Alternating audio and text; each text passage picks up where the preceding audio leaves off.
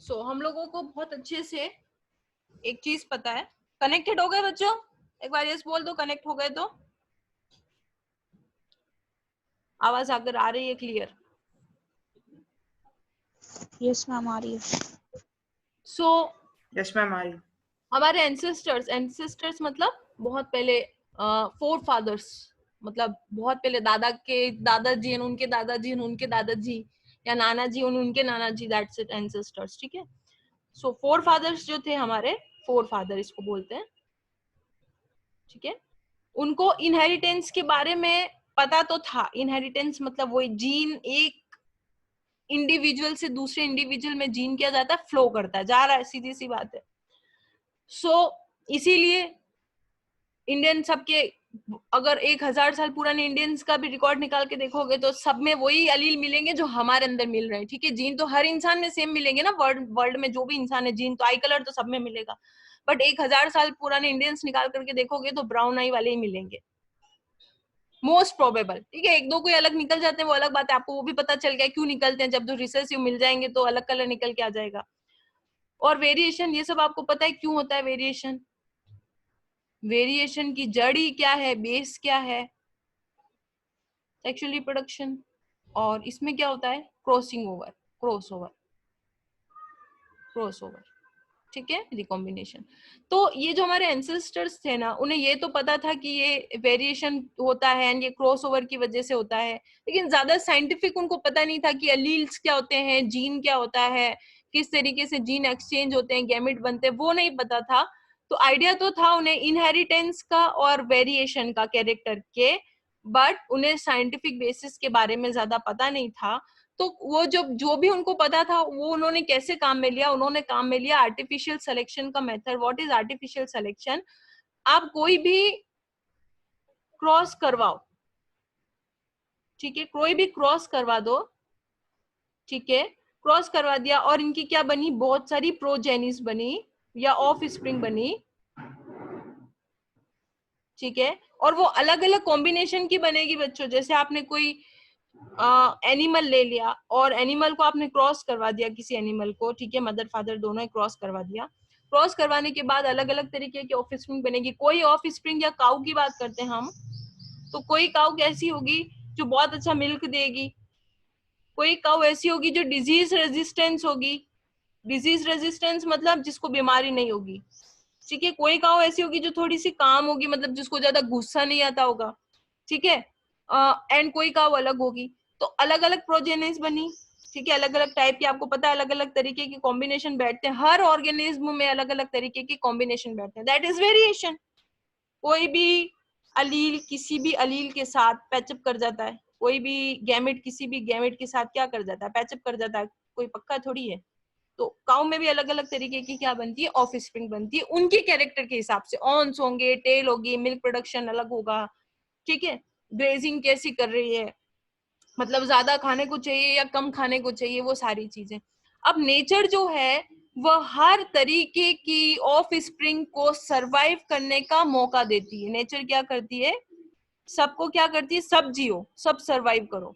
जैसे ह्यूमन है, हम ह्यूमन, ठीक है। अब ह्यूमन में भी आपको कई बार सुनने को मिला होगा, ये बच्चा तो बहुत अच्छा है, ये तो बहुत इंटेलिजेंट है, ठीक है, ये तो सब काम अच्छे से करता है।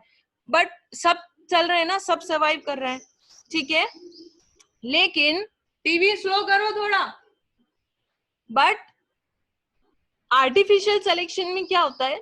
आर्टिफिशियल सिलेक्शन के अंदर आप काऊ देखते हो कि अलग अलग वेरिएशन की काऊ है। कोई मिल्क बहुत अच्छा दे रही है, कोई डिजीज रेजिस्टेंस है, ठीक है, कोई फूड कम खा रही है, ज्यादा खाना नहीं चाहिए, जिसको कोई बहुत ज्यादा काम है, गुस्सा नहीं करती।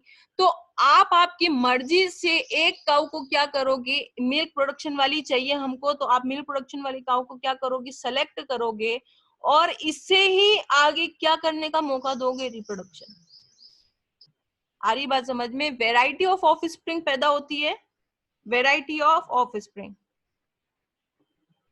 वेराइटी ऑफ ऑफ स्प्रिंग बन रही है, ठीक है। बहुत तरीके की ऑफ स्प्रिंग बन रही है।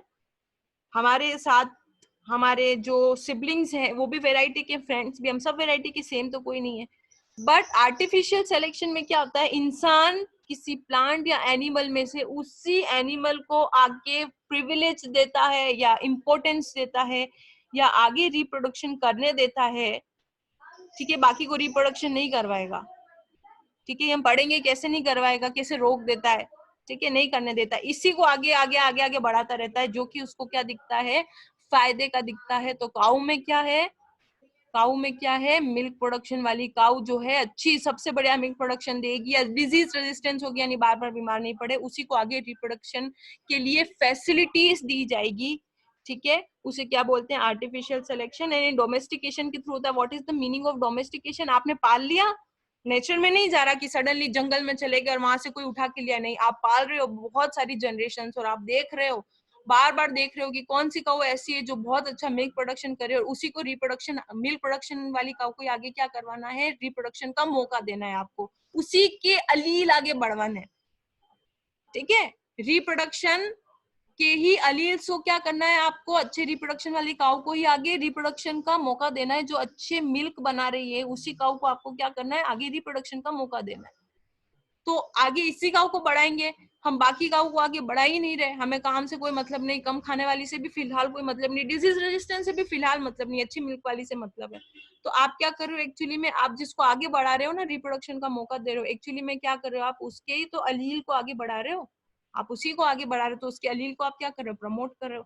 तो ये ऐसे तो पता चलेगा नहीं कि 100 काऊ है, जंगल में चलेगा और एक उठा के लिया, नहीं, डोमेस्टिकेशन मतलब आपको उनको पेट करना पड़ेगा, आपको उनको पालना पड़ेगा, तभी तो आपको धीरे धीरे कैरेक्टर्स के बारे में या अलील के बारे में अच्छे से पता चलेगा कि इस काऊ का मिल्क प्रोडक्शन लेवल अच्छा है तो इसे आप आगे बढ़ाते हैं, ये काऊ अच्छी डिजीज रेजिस्टेंस है तो इसे रिप्रोडक्शन के लिए आगे बढ़ाते हैं, इसके ज्यादा गैमेट्स को काम में लेंगे, तो वो टर्म क्या है, डोमेस्टिकेशन, ठीक है, हर चीज का डोमेस्टिकेशन, साथ में रहोगे और कैटल पालोगे तभी पता चलेगा कि इसमें क्या क्वालिटी है, रैंडम उठा के आप उसे आगे बढ़ा दोगे, बिना देखे आगे बढ़ा दिया, हाँ देख लिया आपने, तो वो तो क्या है कि मिल्क भी कम दे रही थी, डिजीज रेजिस्टेंस भी कम था और गुस्सा भी बहुत करती थी, काऊ एग्रेसिव थी,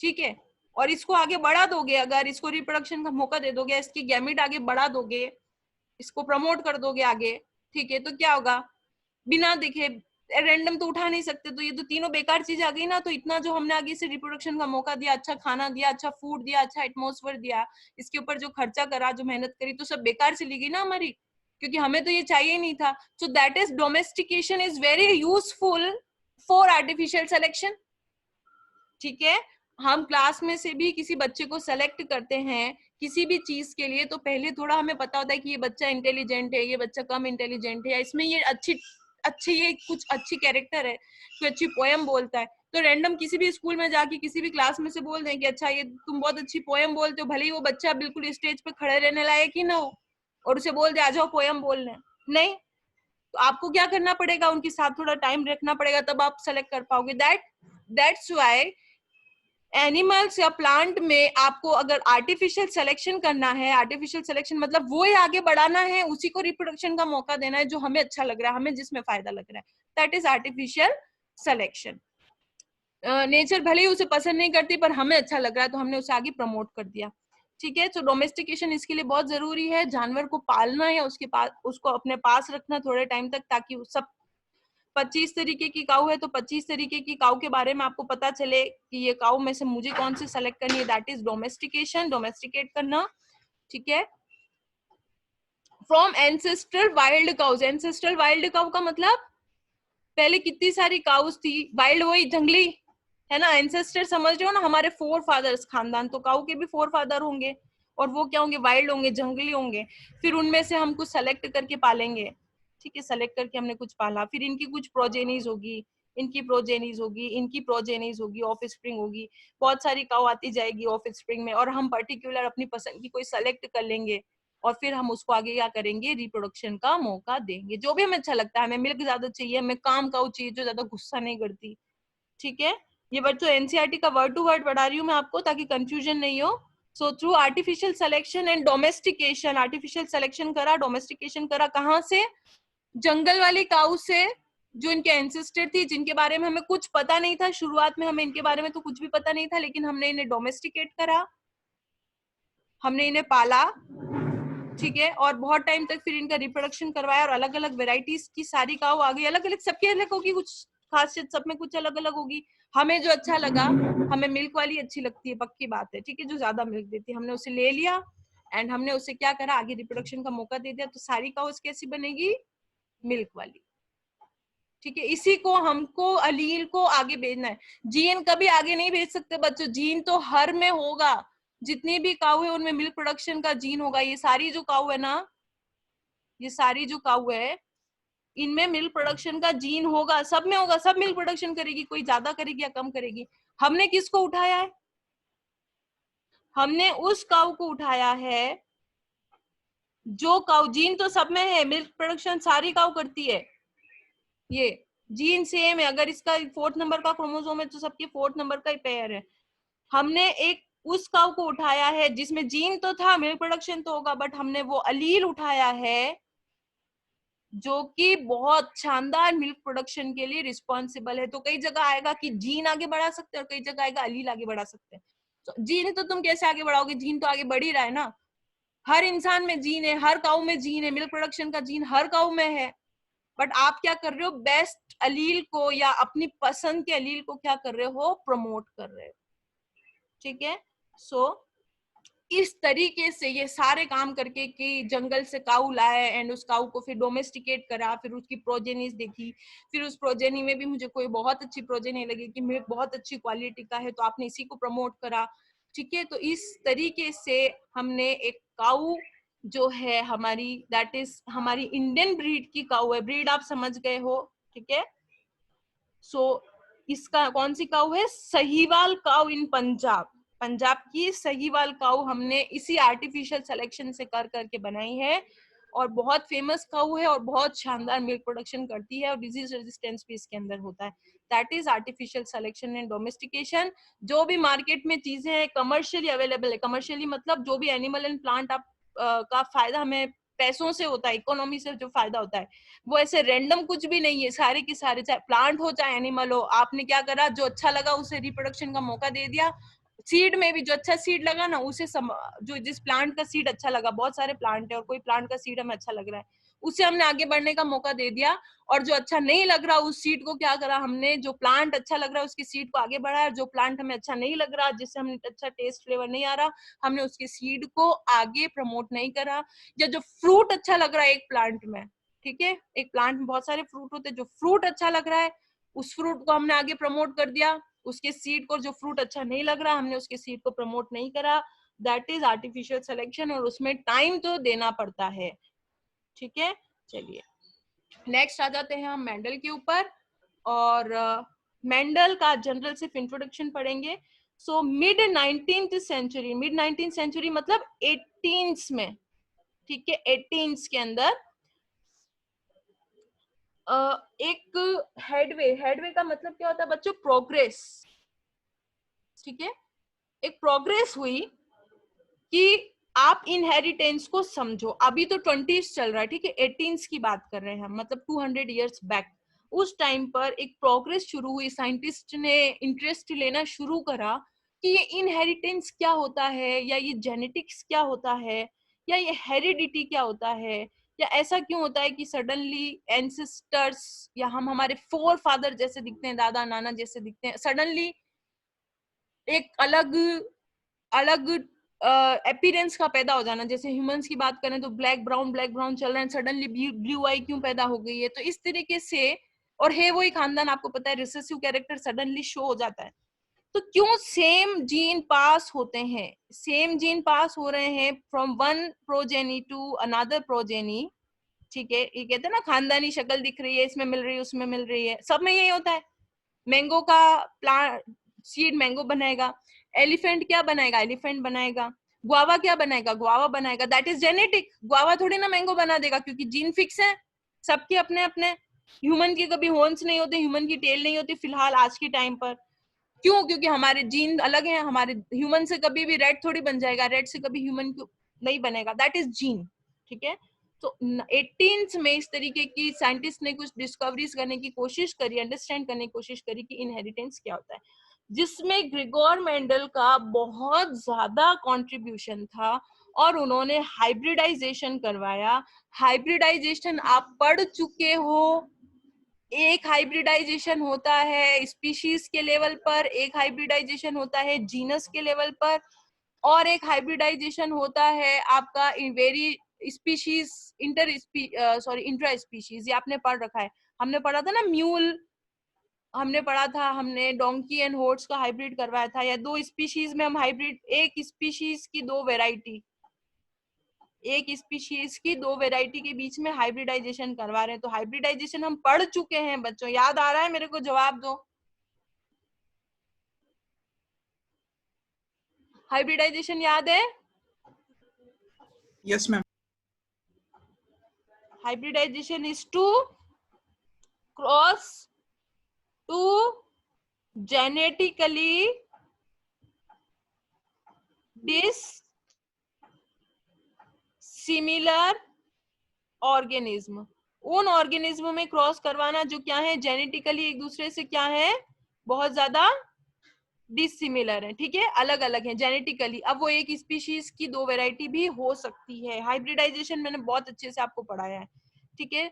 तो मेंडल ने हाइब्रिडाइजेशन करवाया गार्डन पी के अंदर। किसके अंदर? गार्डन, ये जो नॉर्मल पी होता है ना हमारा, गार्डन पी, ये है हमारा पाइसम सटाइवम। इसका क्या नाम है गार्डन पी का? Pisum sativum. नाम याद करना है आपको, पाइसम सटाइवम, 10th में भी पढ़ा है, लिखना सही, वो रूल फॉलो करके सारे है ना जो हमने रूल पढ़े थे। और मेंडल की जो लाइफ थी 1822 से 1884 तक का इनका लाइफ स्पान था, मतलब इन्होंने इतना लाइफ स्टार्ट करी, birth year and death year, और इन्होंने 7 years तक वर्क करा। तो ये लाइफ तो कोई नहीं पूछता, लेकिन हाँ ये पूछ लेते हैं कि कब से कब तक इन्होंने काम करा। तो 1856 से 1863 तक इन्होंने काम करा। और इन्होंने law of inheritance the. Inheritance आप समझ गए हो, क्यों कई बार ऑर्गेनिज्म बिल्कुल सेम दिखते हैं सिबलिंग्स, एंड कई बार क्यों डिफरेंट दिखने लग जाते हैं, वही सारी चीजें इन्होंने बताई है। तो इन्होंने गार्डन पी पर काम करा था। और गार्डन पी आप ये देख लो एक बार, ये आपको टिप्स पर याद करना है, और एक्चुअली में याद यही करना है, ह्यूमन वाला कुछ भी याद नहीं करना। दैट वाज जस्ट कंसेप्शनल, आपको कंसेप्ट क्लियर करने के लिए बताया था, याद आपको यही करना है। सो इन्होंने, ये मेंडल ने जब पाइसम सटाइवम या पी पर स्टडी करी, तो इन्होंने क्रोमोसोम है ये पी के, ठीक है, इस तरीके से क्रोमोसोम है। एंड पी के क्रोमोसोम आपको याद करने कितने होते हैं, नंबर तुम्ही को याद करना है, ठीक है। ये कैरेक्टर है या फिर क्या है, ये जीन, ठीक है।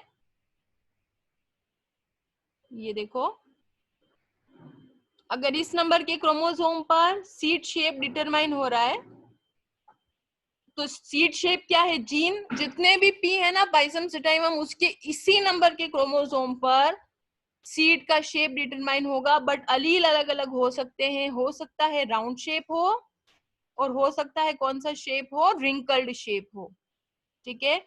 सो ये दोनों ट्रेट या ये दोनों क्या हो गए, अलील, ठीक है। एंड ये डोमिनेंट है सारे, और ये क्या है, सारे के सारे रिसेसिव अलील्स हैं। सीड कलर यहाँ पर हो सकता है, एक पाइसम सटाइवम में यहाँ पर सीड कलर का कैरेक्टर या जीन होगा, तो इन दोनों को साथ में जब बोलते हैं तो लोकेशन या जीन या कैरेक्टर बोलते हैं। और ये क्या क्या हो सकते हैं, या तो येलो हो सकता है, या फिर क्या हो सकता है, ग्रीन हो सकता है। तो ये डोमिनेंट ट्रेट है, और ये क्या है, रिसेसिव ट्रेट है, या ये अलील है, और ये कैरेक्टर क्या है, जीन। तो 7 इन्होंने जीन के बारे में स्टडी करी, ठीक है। और हर जीन के कितने अलील थे, 2 अलील, 1 अलील 2 अलील। या 7 कैरेक्टर की स्टडी करी, 7 जीन और 7 कैरेक्टर की स्टडी करी, और हर जीन या हर कैरेक्टर की क्या थे, 2 अलील या 2 ट्रेट थे। फ्लावर कलर के भी 2 अलील या 2 ट्रेट थे, वायलेट या व्हाइट। पॉट शेप के भी 2 अलील या 2 ट्रेट थे, फुल या कॉन्स्ट्रिक्टेड, या इस तरीके से फली होती है जो, ठीक है।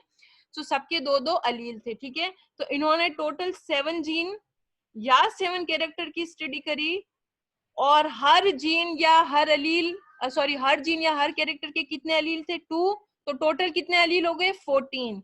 7 डोमिनेंट अलील एंड 7 रिसेसिव अलील, और 7 डोमिनेंट ट्रेट और 7 रिसेसिव ट्रेट। तो टोटल कितने हो गए इनके पास ट्रेट या अलील, 14। और जीन या कैरेक्टर कितने उठाए थे इन्होंने, 7 उठाए थे। ठीक है बच्चों, तो आपको ये याद करना है। मैं क्लास ओवर कर रही हूँ, ये नेक्स्ट टर्न पर याद करके आ जाना प्लीज। ये नेक्स्ट टर्न पर याद करना है आपको, एक्चुअली में याद ही यही करना है। ठीक है, क्लास ओवर, और इसका मैं वीडियो आज डाल दूंगी। Okay, class is over.